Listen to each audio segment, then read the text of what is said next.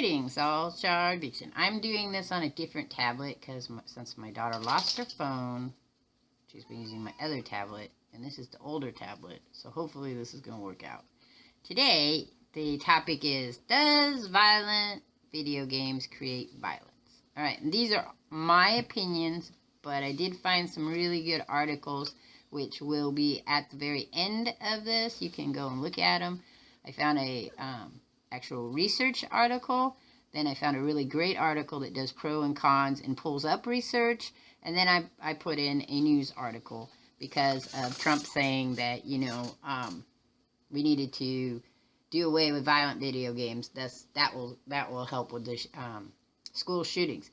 I did find this really interesting statement in the pro and con that I thought was kind of cool. So the Sandy Hook elementary shooter in 2012 was reported to have said he was an active player of violent video games. But then later research showed that that wasn't the truth. The #1 favorite video game was for that particular shooter was Mario Brothers, Super Mario Brothers actually, which is kind of violent because he goes around smashing little, heads. Boy, boy, boy, boy, boy. And Dance Revolution. Now, most video games are violent. First of all, that's one thing we have to say. So when they're talking about violent video games, though, they're talking about Grand Theft Auto, Black Ops, Call of Duty, and some more extremely graphic types of video games.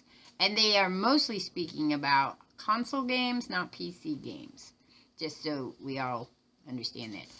The one thing that when people throw that out and say, oh, it's all the fault of the video games, is that they don't think about the fact that, well, first of all, they don't know anything about the research out there. That's obvious, too. What I was saying was that you have to think of this in a different way. First of all, violent people do violent things.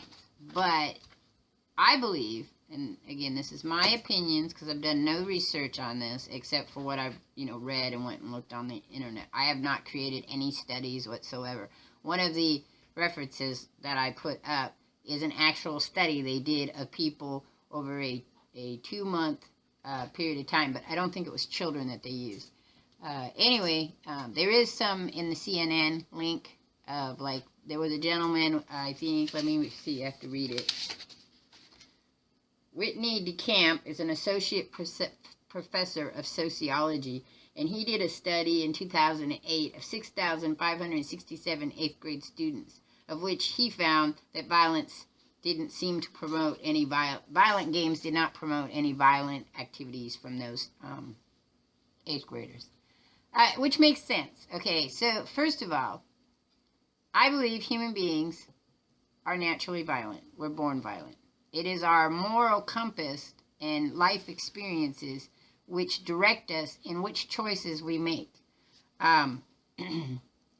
So, to say that violent games make somebody violent is not correct. Do violent games contribute to the violence that people already have? That would be the question. And research is showing no. Research is showing that most of the people that have been tested in this show no signs of increased violence. Now, some of the more interesting things that have come up on that is that during the sale of very popular titles of quote-unquote violent video games, the juvenile crime goes down. The violent crime in juvenile offenders goes down. So it is more likely, and this hasn't been tested either, so we can't say for sure, it is more likely that violent video games help people who have violent tendencies. It keeps them from going out and beating up their neighbors. I don't know if that's true or not. I know from personal experience that people are violent, okay? And when I was in grade school, most of the kids I knew were extremely violent. Now, that was acceptable that they were violent, not in girls so much as in young men. And anytime I would go forth and say, so-and-so hit me, or so-and-so did this, it was kind of like, well, boys will be boys. So it was an accepted thing that they were violent. In some cases, they might have been pulled in and told not to do that. But for most part, it was encouraged that they were violent to a degree. And then the superseding of the extreme violence was not encouraged. You know, because I remember a friend of mine who was not a very good fighter, didn't like to fight, a young man, and he got pulled out after school when we were coming home from school, and 3 guys, you know, wanted to fight him. And I kind of stepped in the middle, and they all started laughing because I was a girl, and I was like, well, you know, 3 of you can't take on somebody else. That's really rude. And then that upset him that I tried to protect him because I was a girl, you know. So there was a whole lot of social stuff going, so he ended up doing toe-to-toe with this guy to affirm his masculinity. So, does violent games make violent people? Well, no, research kind of indicating that's not true. Do violent people play video games is really probably the way that should be. Yeah, violent people play violent video games, and sometimes violent people don't play, quote-unquote, violent video games. They play Super Mario Brothers. So do violent games have any attribute into our world? Well, yes, but not in the aspect that you can say that they are the #1 cause of violence in the world. If we eliminated all video games, all violence would disappear. That's not true. If we eliminated all video games, people would grow up to be less violent. That's not true either. That's what the research is saying. The research is saying no. And I think that way too. I have known people who are extremely violent that played no video games. I've known people that are extremely violent that their favorite type of thing to do was fishing or camping. You know, had nothing to do with sports, had nothing to do with being violent. I've met domestic abusers, both male and female, who don't play video games. Yet they're very violent and abusive to their abusers, to their partners. I've met parents who are abusive to their children in my past working thing. And they didn't play video games either. So the correlation between that is absurd. And when our president, Mr.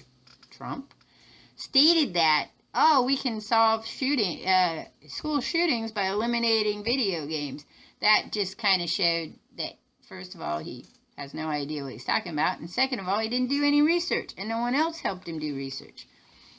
The people that I find that like to sprout that, you know, are people, first, 1, don't play video games, 2, probably don't like a lot of other things, don't like, you know, violence in movies, don't like violence in cartoons, don't like violence in, are very sexually prudish as well, and don't see that as entertainment. And I hear people all the time argue, you know, I don't like the game because it's violent. Well, if it's a violent video game, you probably do like the violence. I mean, I like the violence, and I'm going to admit that. I like Destiny because I get to shoot aliens. Though I probably like it if I got to shoot people.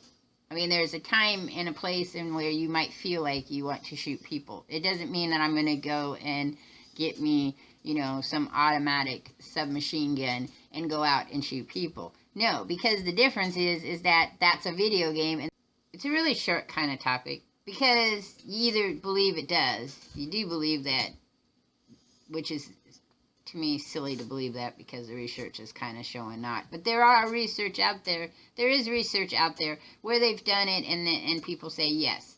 I think, though, when you look at that research, it's not that they're saying that violent video games create violent people. What they're saying is that violent video games will add to the violence that violent people already have.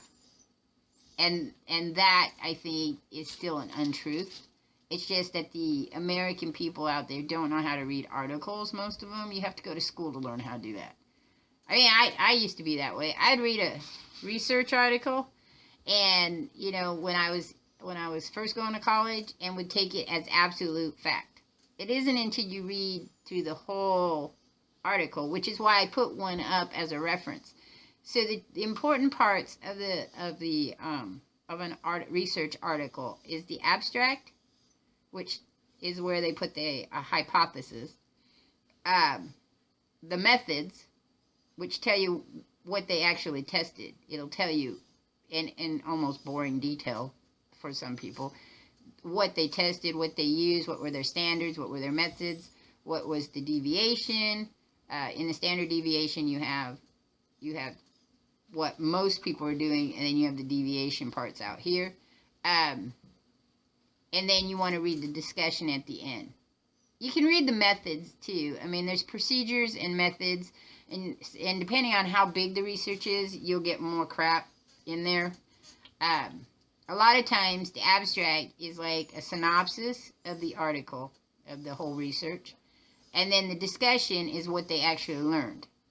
And a lot of times in the discussion, they may find out that they didn't learn anything, or they didn't learn enough to support their hypothesis, or they decided that what they did learn supported a different one.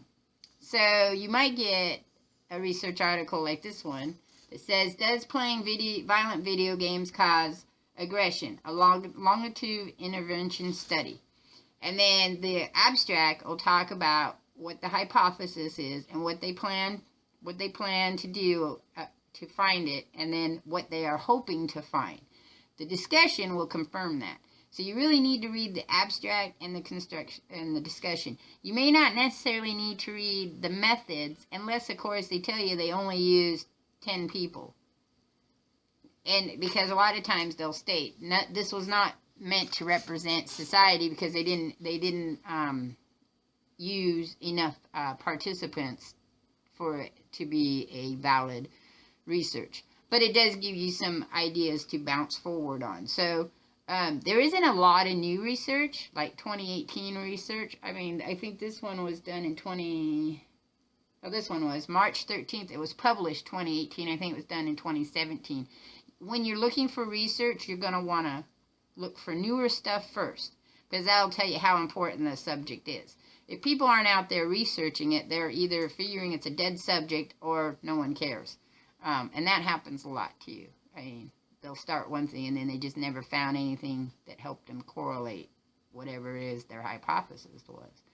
I plan to do a vlog on how you do research, just because it's something I had to learn how to do, and I found it was really, really interesting. But we get a lot of fake research studies put in news articles all the time. They just take out one piece and they don't ever give you any information about the rest of it. That's why I used the CNN, which was a little newer of a article, because they actually told you who the people were and what the study was. So you could backtrack it if you needed to. And that's the other thing. For good research, you need to backtrack it. So to go back, does violence create violent people? No, because people are already violent. Does violence push already violent people to be more violent? The research says no. Do violent video games, are violent video games bad for children? That's a yes and no part.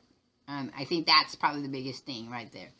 I think that children are very susceptible to things they don't understand, if it's real or not real. So if you have a child who understands the real or not real world, and I'm going to tell you right now, 5-year-olds will tell you they know the difference, but they don't really know the difference. They're just saying that because that's what they've been told. If you do excessive interviews with children, you'll find that most of the time, between the ages of 4, 5, and 6, they don't really have a clear understanding of pulling apart realities. And I say them as realities because it is very hard for a 5-year-old to watch TV and not understand that that is made up. So a lot of times with a 5-year-old, what you say is that's a separate reality. It's a reality that was created by someone else, and this is the representation, and this is how you do it. I only know this because I had to do something like that for my son when he was 4. He had a big fear of zombies, and he had seen, when he was with somebody else, a zombie movie, and he was sure that he was going to become a zombie. zombie because he was sick and was throwing up and stuff that the zombie people did before they became zombies. So we showed him how zombie movies are made. How do they make the blood? How they make the makeup? And that helped him a lot. But he was 4 and had a good understanding of things. I don't know that all 4-year-olds out there that I would, you would have to know how the 4-year-old thinks. You'd have to be, and I'm going to tell you right now, most parents don't know how their 4-year-olds think. I know the first time around, I had no clue that my 4-year-old was as smart as she was. Second time around, I was a little better at it because I had been working with really smart 4-year-olds. What is my viewpoint on this? My viewpoint is as everything else. If you want a well-rounded person, you have to give that person a good moral compass. The problem is in our society, some people adults don't have good moral compasses. So if you don't have good moral compasses in the adults to teach the children what's a good moral compass, and you allow them to play video games, or you don't allow them to play video games, or you allow them to beat each other up on the corner because that's what little boys do or little girls do or whatever, then you're going to have violent people. I think the violence that you see in the world, though, is caused by the pressures of society. It's caused by people being alone and lonely and disconnected, and thus for mental health issues. Because I do believe human beings are violent by nature. But like I said, because we have common sense and the ability to understand that just because some guy, cut me off in the freeway, I don't shoot him in the back head with a shotgun. But there are some people that do believe that. And that is a mental health issue. Alright, so that's it. That's all. I'm going to talk about this because it's really not much there. But I wanted to bring it up. I'd heard people talking about it. So, I wanted to give a quick channel update, but I think I'm going to wait till rambling. I think I'll put those in rambling, because that way we don't have really long vlogs. Alright, catch y'all on the flip side. I'm out of here. Peace.